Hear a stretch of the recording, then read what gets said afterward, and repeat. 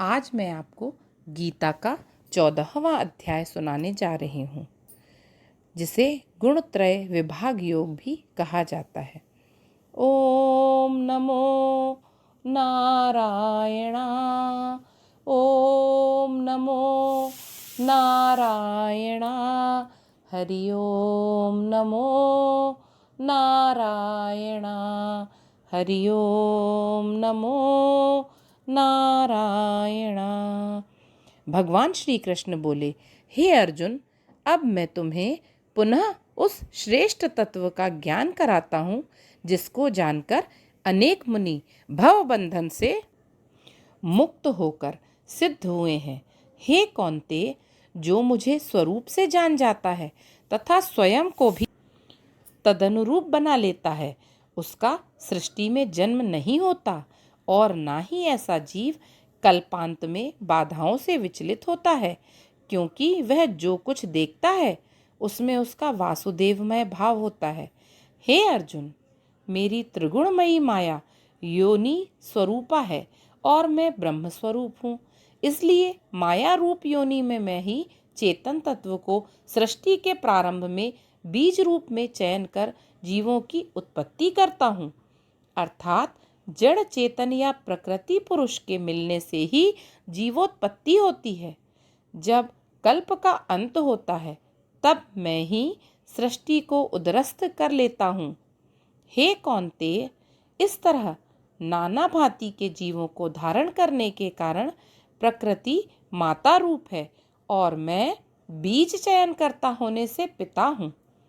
हे अर्जुन, इस भौतिक देह में रहने वाला विनाश रहित जीवात्मा प्रकृति के सत्व, रज व तम गुण से जब संबंध बना लेता है तभी वह शारीरिक क्रियाओं के बंधन में बंधता है। हे अनद्य, तीनों गुण किस प्रकार जीवात्मा को बंधन में बांधते हैं, अब वह सुनो।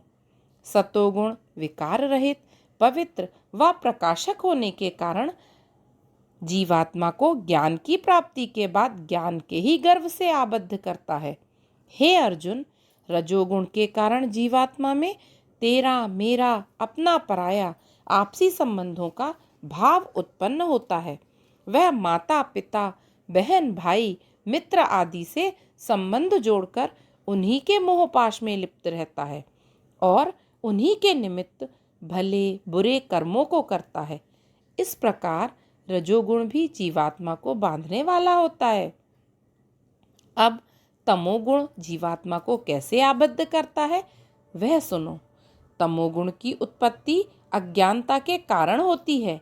इसकी उत्पत्ति से जीवात्मा में प्रमाद अर्थात इंद्रियों व मन की निरर्थक चेष्टा, आलस्य अर्थात कर्तव्य कर्मों के प्रति उदासीनता का भाव, निद्रा, प्रभु विस्मृति आदि भाव उत्पन्न होते हैं, जिनके वशीभूत होकर जीवात्मा करणीय कर्मों से हीन होकर पशुवत जीवन व्यतीत करने लगता है। हे अर्जुन, इस तरह प्रकृति के तीनों गुण जीवात्मा को आबद्ध करके सृष्टिगत क्रियाकलापों की ओर प्रेरित करते हैं। सत्वगुण जीवात्मा को सुख की ओर, रजोगुण कर्म की ओर तथा तमोगुण प्रमाद की ओर प्रेरित करता है। हे कौन्तेय, ये तीनों ही गुण न्यून व अधिक होते रहते हैं, जिनकी अनुभूति भी जीवात्मा को होती रहती है। रजोगुण व तमोगुण जब न्यून होते हैं तब सतोगुण की वृद्धि होती है। रजोगुण व सतोगुण की न्यूनता से तमोगुण की वृद्धि होती है और तमोगुण व सतोगुण की न्यूनता पर रजोगुण की वृद्धि होती है। अतः जब इस शरीर, हृदय व इंद्रियों में चेतन तत्व सक्रिय होता है तब सतोगुण की अभिवृद्धि होती है। लोभी जीवात्मा सृष्टिगत कर्मों में लिप्त होता है तथा उसमें स्वार्थ भाव की प्रबलता होती है। चित्त चलायमान होकर विषय भोगों की ओर उन्मुख हो जाता है। लेकिन जब तमोगुण की अभिवृद्धि होती है तब चित्त में मलिनता आ जाती है, अज्ञान का आवरण पड़ जाता है। जीवात्मा प्रभारी, निद्रालु, कर्तव्यों के प्रति उदासीन हो जाता है। हे अर्जुन, जीवात्मा जब देह का परित्याग करता है तब जिस गुण की प्रबलता रहती है उसी के अनुसार उसकी योनि का निर्धारण होता है। अर्थात उस गुण के आधार पर ही अगला जन्म मिलता है। जैसे मृत्यु काल में सतोगुण की प्रबलता रहती है तो ऐसा जीवात्मा ऊर्ध्व योनि अर्थात स्वर्ग आदि को प्राप्त करता है। रजोगुण की प्रबलता के कारण मध्यम योनि अर्थात पुनः भूलोक में जन्म पाता है तथा तमोगुण की प्रबलता के कारण अधो योनि अर्थात पाताल को प्राप्त करता है। अर्थात पाताल से यहाँ तात्पर्य ही योनि, कीट, पतंगा, पशु आदि समझना चाहिए, क्योंकि सतोगुणी कर्म करने से सात्विक कर्म फल अर्थात ज्ञान, वैराग्य, सुख आदि की प्राप्ति होती है। रजोगुणी कर्म करने से राजसी कर्म फल अर्थात अज्ञान, दुख आदि की प्राप्ति होती है। इसी तरह तमोगुणी कर्म करने से तामसी कर्म फल अर्थात अज्ञानता, मूढ़ता की प्राप्ति होती है। अर्थात हे अर्जुन, सतोगुण से ज्ञान, रजोगुण से लोभ व तमोगुण से अज्ञान की उत्पत्ति होती है। अतः जो जीवात्मा सतोगुणी होता है वह स्वर्ग आदि दिव्य लोकों में वास करता है। रजोगुणी जीवात्मा भूमंडल पर मनुष्य रूप में वास करता है तथा तमोगुणी जीवात्मा इसी भूमंडल पर कीट, पशु व इनसे भी हीन योनियों में जन्म लेता है। हे अर्जुन, जो जीवात्मा सृष्टि के सभी जीवों में समदृष्टि रखता है तथा त्रिगुणों को त्रिगुणों में ही बरतता देखता है अर्थात मन सहित सभी इंद्रियों को अपने अपने विषयों में लिप्त होता देखे तथा त्रिगुणों से परे मेरे सत्य स्वरूप का चिंतन करता है, वह 23 तत्वों, 5 ज्ञानेंद्रियां, 5 कर्म इंद्रियां, 5 महाभूत, 5 इंद्रिय विषय, मन, बुद्धि, अहंकार के इस भौतिक या स्थूल शरीर के उत्पत्ति कारक सत्व, रज, तम गुणों का विच्छेद करके मेरे ही समान दिव्य देह प्राप्त कर मेरे परम पद में वास करता है। भगवान श्री कृष्ण के इन गूढ़ वचनों को सुनकर अर्जुन ने प्रश्न किया, हे पुरुष श्रेष्ठ, त्रिगुणातीत पुरुष के लक्षण क्या हैं? उसका आचरण क्या है? त्रिगुणों से मुक्ति पाने का साधन क्या है? अर्जुन के प्रश्न का उत्तर देते हुए भगवान श्री कृष्ण बोले, हे कौन्तेय, जो पुरुष सतोगुण के प्रतीक प्रकाश को अर्थात मन व इंद्रियों में निष्कर्मण्यता का भाव समाप्त होकर जो चेतना जागृत होती है वही प्रकाश होता है।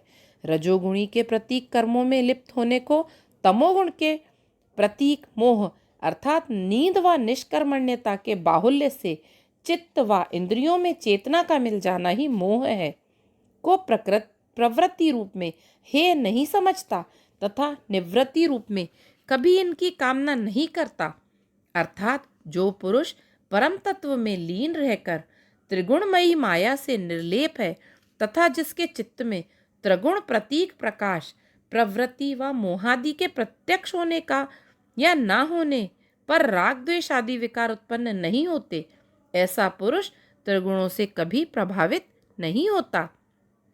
उसका मत होता है कि त्रिगुणमयी शरीर की सभी क्रियाएं त्रिगुणों के द्वारा स्वतः होती रहती हैं। वह इन इंद्रियों के क्रियाकलापों से विमुख होकर परब्रह्म के ध्यान में ही लीन रहता है।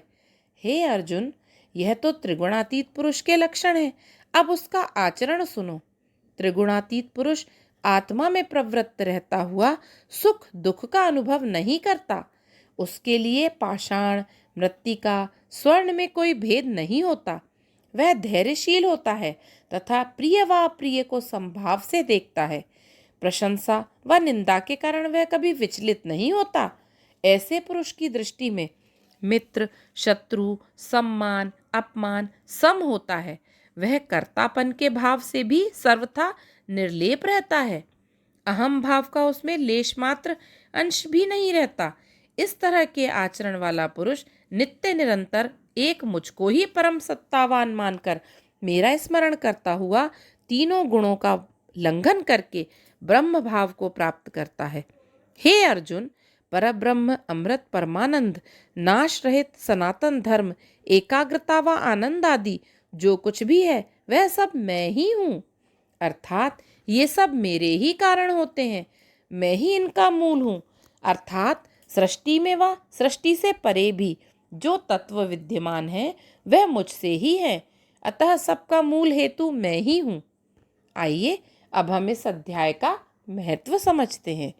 भगवान हरि बोले, हे लक्ष्मी, अब मैं तुम्हें गीता के 14वें अध्याय का महत्व बतलाता हूँ।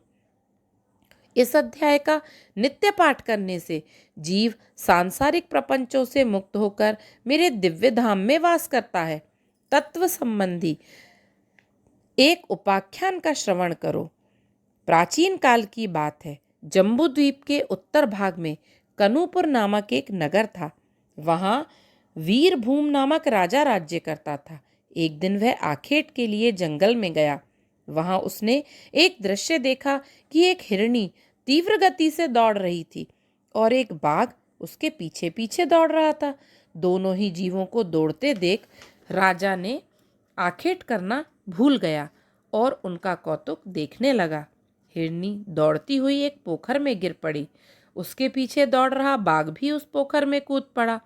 कुछ देर तड़पने के बाद दोनों की मृत्यु हो गई। राजा यह सब देख रहा था। तभी उस पोखर से एक स्त्री व पुरुष निकले। उनको देखकर राजा के आश्चर्य का ठिकाना ना रहा। राजा ने उनसे पूछा, तुम लोग कौन हो? तब स्त्री अर्थात पूर्व जन्म की हिरनी व पुरुष अर्थात बाघ ने कहा, हे राजन, हमारी देह परिवर्तन का हमें ज्ञान नहीं है कि किस कारण से यह हुआ। हम वही हिरणी व बाघ हैं। तब वह तीनों एक कुटी के समीप गए जहां एक मुनि तपस्यारत थे। जब मुनि की समाधि टूटी तब तीनों ने मुनि को प्रणाम कर आशीर्वाद पाया और देह परिवर्तन का कारण जानना चाहा। तब मुनि ने राजा को संबोधित करते हुए कहा, राजन, यह स्त्री पुरुष हिरणी और बाघ पिछले जन्म में पति पत्नी थे। इनका जन्म ब्राह्मण कुल में हुआ था, लेकिन स्त्री हिरणी दुष्ट प्रकृति की थी और ब्राह्मण मांसाहारी था। इन्हीं दुर्गुणों के कारण इनको पशु योनि प्राप्त हुई थी। हे राजन, पशु योनि में रहते हुए इन्हें परम ज्ञान की प्राप्ति तो नहीं हो सकी, लेकिन इस पोखर में गिरने से मानव देह प्राप्त हुई है। क्योंकि मैं नित्य गीता के 14वें अध्याय का पाठ करता हूँ तथा मेरे गुरु भी इसी अध्याय का पाठ किया करते थे। हम इस पोखर में नित्य स्नान करते हैं, जिससे यह जल भी पवित्र हो गया। इसी से इन्हें मानव देह प्राप्त हुई है। जब मुनि ने ऐसा कहा तब वह स्त्री पुरुष पृथ्वी पर निढाल होकर गिर पड़े और देखते ही देखते उनकी मृत्यु हो गई। फिर दिव्याभूषण धारण कर दिव्य विमान में बैठकर वह परम धाम को प्रस्थान कर गए।